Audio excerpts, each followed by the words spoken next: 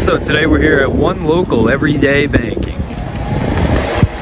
Seems to be a pretty busy place. It seems to be, I think it's the headquarters of this bank here. Right here on 11 Central Street. In Norwood, Massachusetts.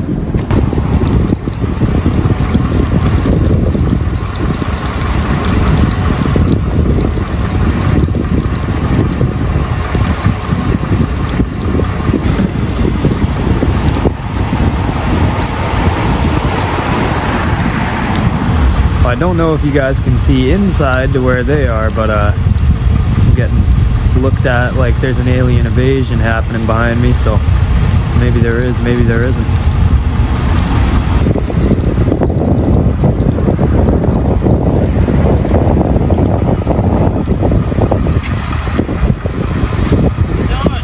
Sorry? What are you doing? What am I doing? I'm videoing. There you go, freedom of expression, I'm all about it. All right, everyone, here we go. Today, we're in Norwood, and you already know why we're here. We're putting the First Amendment to the test once again, exercising freedom of the press, asserting the right to film in public, and watching how everyday people and public employees respond the moment a camera starts recording. This is where reality takes over. No rehearsals, no editing tricks, just genuine, unfiltered encounters as they happen. Right now, we're posted outside what looks like a major banking facility here on Central Street, and the atmosphere is already shifting. So stay tuned, because the second cameras start rolling, people's behavior can change in an instant. And judging by the reactions we're getting already, I've got a feeling this situation is about to escalate fast. Filming? I'm sorry? What are you filming? I'm out here, I'm stress testing our First Amendment right to the freedom of press in public today. You can't be filming the bank. Yeah, no, I absolutely can. You really can't. Security reasons. Security reasons. Yeah. What are you worried about security on the sidewalk? You're filming a bank. Right. Okay, see you later. Bye. Have a good one, Karen. Yeah, right, Karen. You're the Karen. Oh, no. You got me there. That was a good one.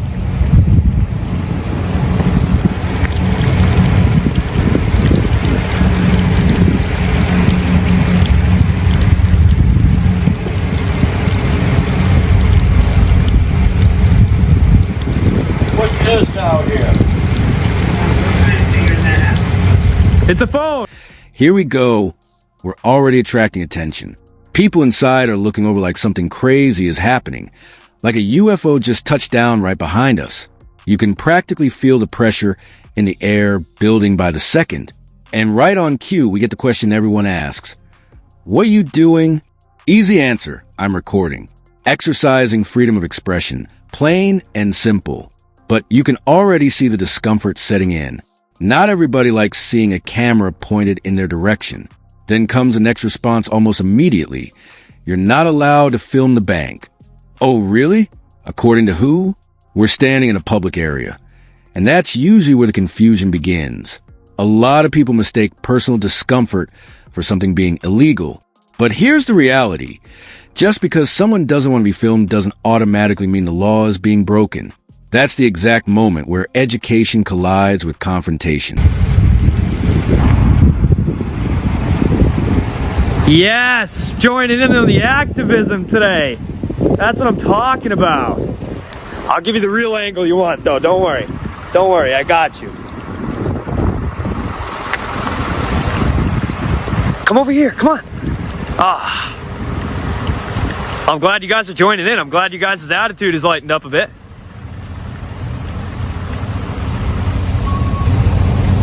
Oh, come on, where are you going? Oh.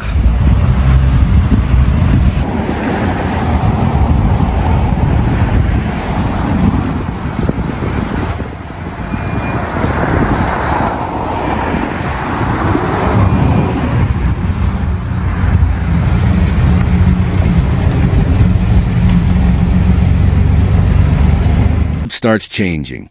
A few people seem to relax a little, while others still look noticeably uncomfortable. Then someone cracks a joke and pulls out their own phone. And just like that, they've stepped into the moment too. Funny how that works, right? Almost everyone carries a camera these days. But the second somebody else starts recording, Suddenly it becomes an issue. I keep moving, staying calm but alert, keeping the tone steady while watching everything unfold. You can sense the back and forth energy in the air. Curiosity battling against the urge to control the situation. Some people drift off, while others hang around, unable to look away. And that's exactly what these audits are about. Capturing authentic, unscripted reactions when constitutional rights are exercised in public. There's no hostility, no threats, just a camera and a presence. Yet even that by itself can make people uneasy. And believe me, this is only the beginning.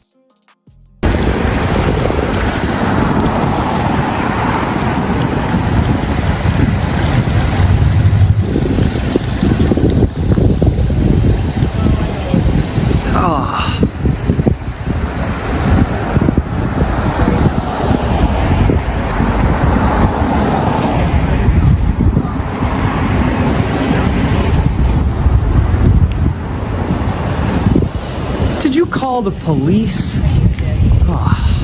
Why? Because it's my right. I'm terrified of these guys. No, you're not. Yeah, yeah. He's got a gun and a like badge. You're calling somebody with a gun, an armed police officer, because somebody's out here on a phone. I got a gun, but you know something? Is it out of its holster? Is it pointed at you right now? Well, why are you stepping up to me talking? Because I like bro? you. Because That's you why. like me. Good. Yeah. All right. Well, I like you too. What's your name and badge Good. number? We don't go by badge numbers. What is it? Computer number? ID number? What is it? Don't play semantics. You ask me nicely, I'll try to help you. Don't play semantics with me, dude. Don't. If you're going to talk to me, Now things start escalating. Police arrive on the scene, and the entire atmosphere changes instantly. The questions start coming from every direction. Did you call the cops?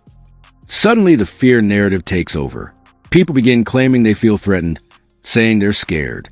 But honestly, think about that for a second. Scared of what exactly? A person holding a phone? At the same time, they're summoning someone armed with a badge and a firearm. When you really break it down, the logic doesn't quite make sense. I stay composed, but I continue pushing back in a calm and direct way, challenging that line of thinking, because this is the moment where accountability becomes important. If someone exercising a constitutional right immediately creates panic, then maybe the real problem isn't the camera at all. Maybe the bigger issue is a lack of understanding about what the law actually allows. Dude, I don't understand why me sitting here, you think that I'm trying to make you mad. because I know your type. You know my type. Yeah. Well, I know your type. Okay. I'm glad you do. Good.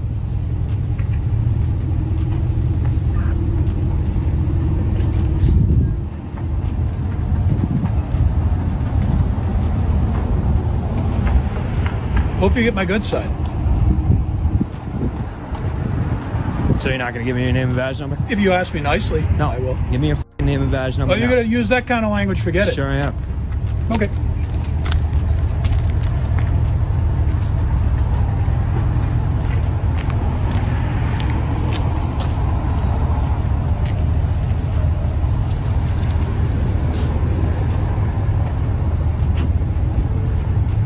This is a good use of tax dollars right here, isn't it? Yeah, I pay taxes too, so I Yeah. must be self-employed. There you go. Counter starts getting personal. The officer steps in with a clear attitude, trying to take control through intimidation and tone instead of relying on the actual law. Respect is being demanded, but it's definitely not being reciprocated. A familiar tactic.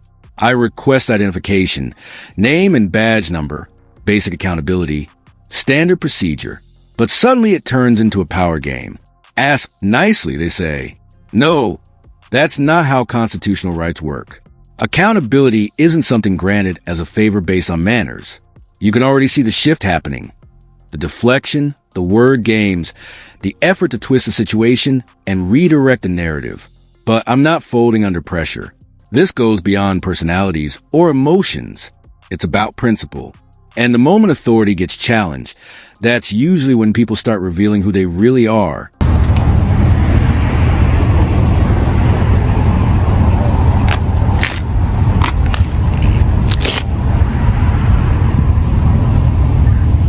Just ignore them. It's the best bet. That's all. Thank you. You're welcome.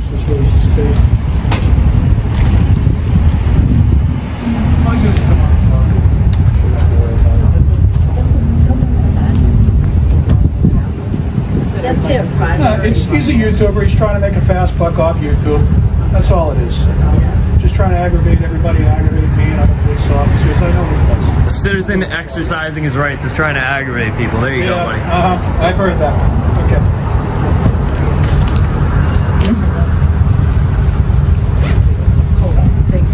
You're welcome. All right, everyone. Now we've reached that tense and uncomfortable standoff stage.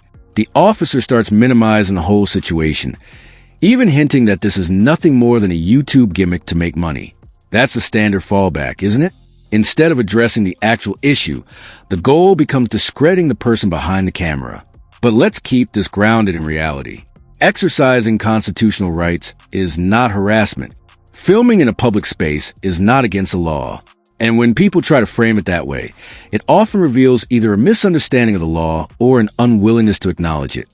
At the same time, I keep requesting identification, staying calm and straightforward. The officer circles back to the same response over and over. Ask nicely. But once again, courtesy isn't a legal condition for accountability. This isn't about protecting someone's ego. It's about public duty and transparency. See, I can ask you any way I want. In front of the bank. Where does the property line stop, by the way? I would say you're on the property. Oh, you're on the property. You need to get on the sidewalk now, son. Step back, please. You just literally stepped up to me. Why are you going to put your face in my face right now, dude? I'm not in your What's face. your issue? What is your issue? You need to step off the property right now. Okay, where's the property line, buddy? Where does it stop, ma'am? Right there. This is Right where you're standing. There you go. That a Good boy. job. Does that make you happy? Yeah, very happy. All right.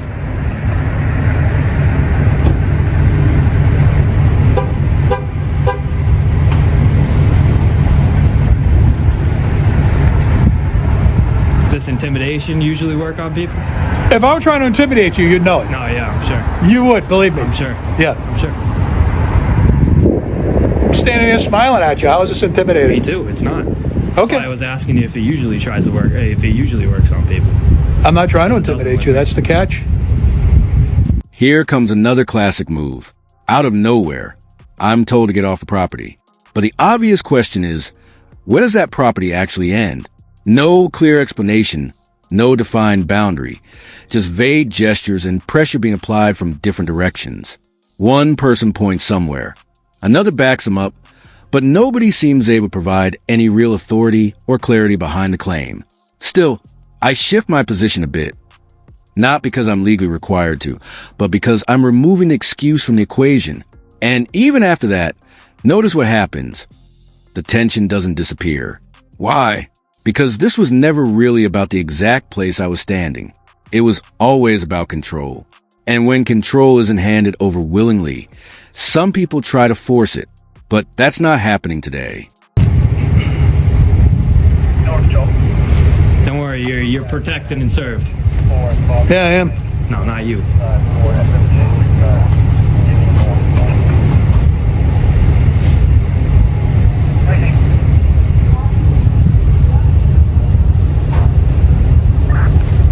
Cat get your tongue? I'm sorry? The cat got your tongue? No, I got You got nothing something to else say you to want to say to me? You think that's the worst I've ever been called? No, I'm sure it's not. No. I'm sure. And there's a reason why. Yeah. Why do you think that is? I actually treat people pretty well, you know. And I've actually usually tried to do talk I. to you like a human being, but you're You did. not doing a very You did. good job treating me How with did the you same start respect. this? How did you start this interaction? You walked up to me. Yeah. And then You what? very rudely asked me my name and badge I number, and I very would have given it rudely to you if you asked asked you me your name nicely. and badge number. Yeah. Well, why are you stepping up to me talking? Because like I that, like bro? you. Because That's you why. like me. Good. Yeah. All right. Well, I like you too. What's your name and badge Good. number? We don't go by badge numbers. Well, that's not how it works. Well, yeah, it is how it That's works not for how me. it works. That's how it works for you. Yeah, that is so how you're it going to go works. against Massachusetts state law, Chapter 48, Section 91D. The Is law that where you're actually, gonna go? the law actually states lawful request, not because you're trying to make a fast No, buck because on I'm YouTube. trying to. And now we get into the intimidation debate. The officer insists he's not trying to intimidate anyone. Yet he's standing there hovering, staring, applying pressure, and refusing to disengage. All right then. If that's not intimidation, what exactly would you call it? The contradiction is impossible to ignore, but I stay composed, even throwing a little sarcasm here and there, because the situation practically explains itself. And let's be honest for a second. If someone truly wanted to intimidate, it probably wouldn't be subtle. What's happening here feels more like an attempt to apply pressure through presence alone. But pressure only works when the other person accepts it. And right now, that's not... Identify yourself. If you ask me nicely, I'll show you All my right, name tag. Can you please identify yourself? That's better. There you go. There's my name tag. There you Make go. sure you get that on video. Okay, would you like me to write it down for you? Sure, please. Or if you got a card, that would work fantastic. We don't carry business cards, All or I right, don't. yeah, so please write it down for me. Thanks. I'll be happy to do that for you. Thanks. Good boy. I'm not a boy. I'm probably old enough to be a father, by the way. Yeah, you're probably old enough to be my grandfather. Maybe. I am old. I'm not going to deny that. I need the CAD number, too, while you're writing that. The CAD number?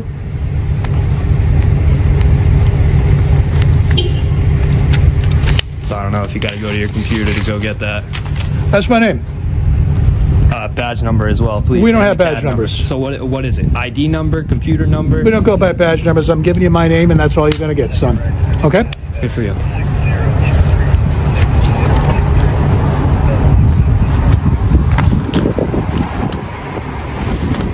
Now the situation takes another turn.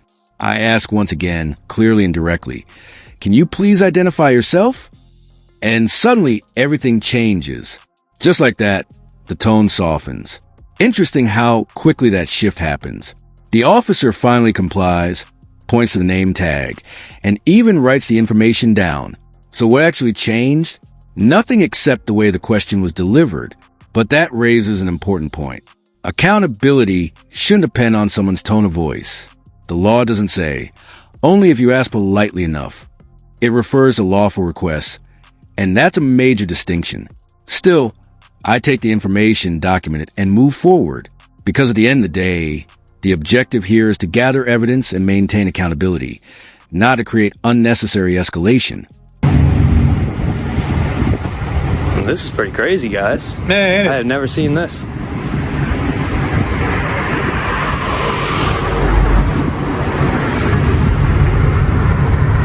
There you go. Now we got some backup. Oh, he's not even gonna stop. No, come on, we got a serious situation going on here. There we go. So let's see if this guy acts like a normal cop. We'll see. what's your definition of a normal cop? Not a tyrant like yourself. Is that a tyrant? Really? Come on. Do you actually know what a Come on, tyrant is? follow me. Follow me. I'm not going to follow you. I don't think. Ah, okay.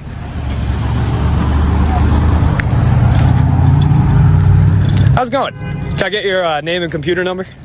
I don't have a computer. Badge number, ID number, whatever it is, yeah. If you ask me nicely, I showed him. Yeah, because that's how Massachusetts state law works, right, buddy? Thanks. Yeah, people Arrives. Or at least another officer steps into the situation. Let's see how this one handles things. Sometimes a different set of eyes can completely change the dynamic. I ask the same question again, name and badge number. There's a brief hesitation, but this time the response feels less rigid. The interaction starts to loosen up a bit, and a conversation begins to form. This is closer to what community policing is supposed to look like, dialogue instead of dominance. And just like that, the energy in the scene shifts, even if only slightly. Still cautious, still controlled, but noticeably less confrontational than before. It's a clear reminder that approach and attitude can influence an interaction just as much as authority itself.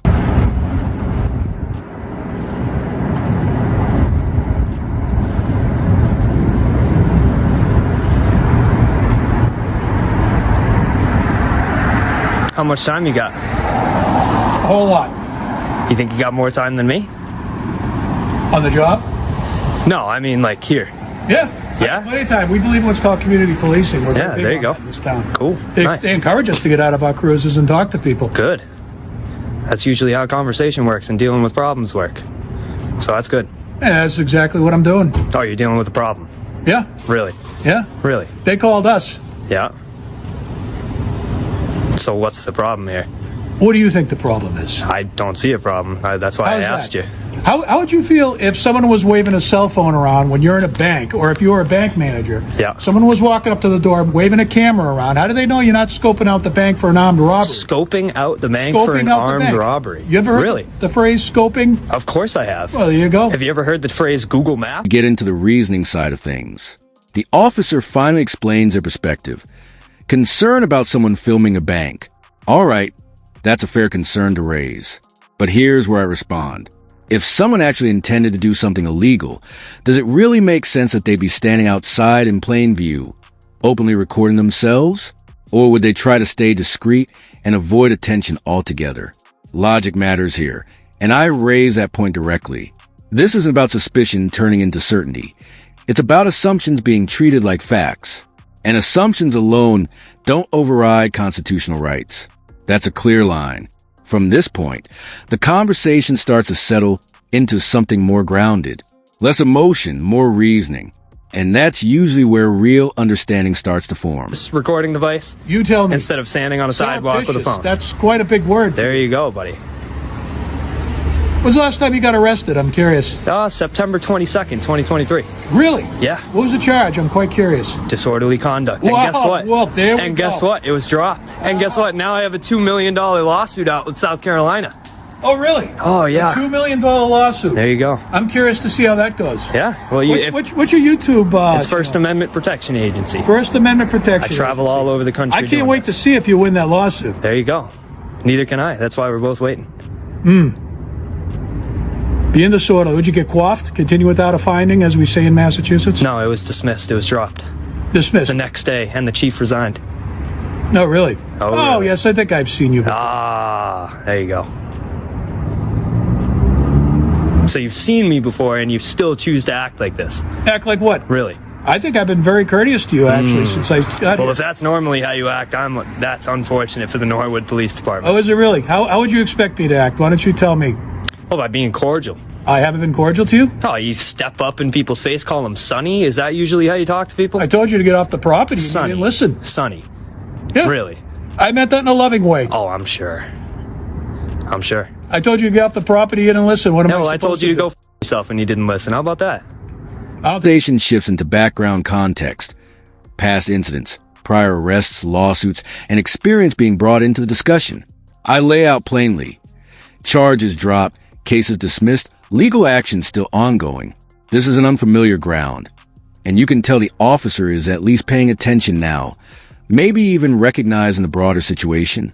But then the focus shifts again back to my behavior, my tone, my approach being questioned, and I respond just as directly. Respect has to go both ways. It can't be demanded from one side while completely absent from the other, and that's really the core issue here.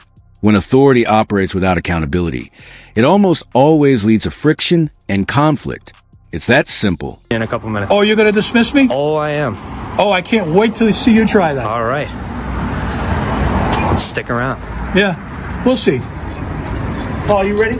Yeah, I didn't see any stripes on his sleeves there. He says he's going to, quote, dismiss us. I didn't think he had the authority to do that. Good luck with that. Yeah. Good luck with that. All right.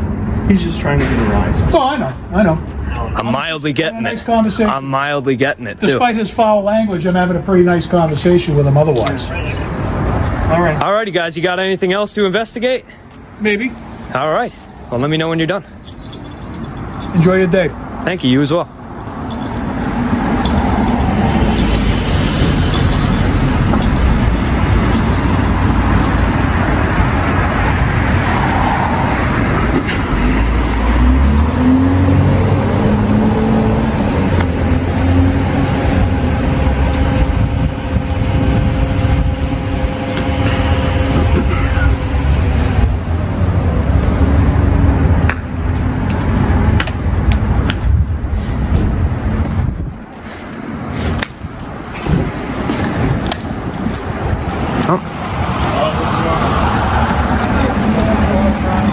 She's just harassing law-abiding citizens over here.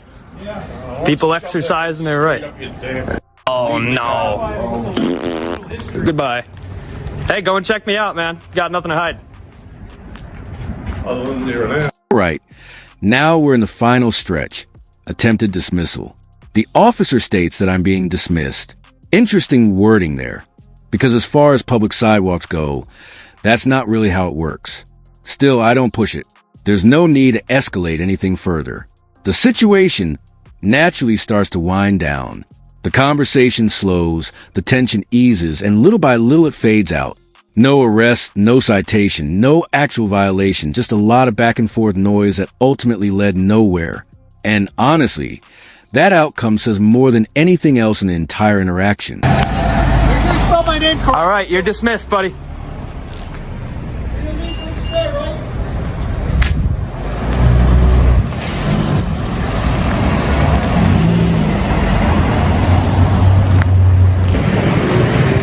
See you later, chump.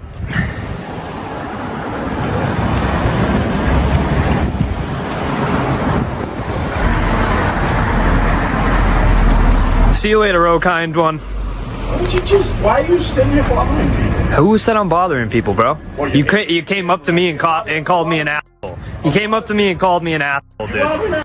Disturbing people's privacy. Disturbing people's privacy. Facts don't care about feelings, man, and neither do laws. So have a good day. What is the fact? What are you trying to accomplish by? I'm out here. I'm stress testing our First Amendment right to the freedom of press in public. That's what I do. Oh, so you're just being a. Oh, there you go. Brilliant.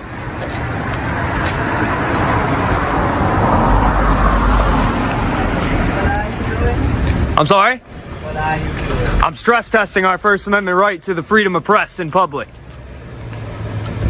You know, if you wanted to walk down the street and take a picture of the sunset, yeah, that's what these guys think is illegal. So have a good one, though, man. All right, everyone. Wrapping this one up here from Norwood. And honestly, this turned into quite the situation. What started as a simple presence check turned into a prolonged back and forth. Nearly 20 minutes of tension, mixed signals, and shifting narratives. At times, we were told things were fine, then immediately faced with pressure and contradictions. Courtesy was mentioned, but the energy didn't always match that tone. Simple requests became drawn-out exchanges, almost like a test of persistence more than anything else. But through it all, the core point remains unchanged.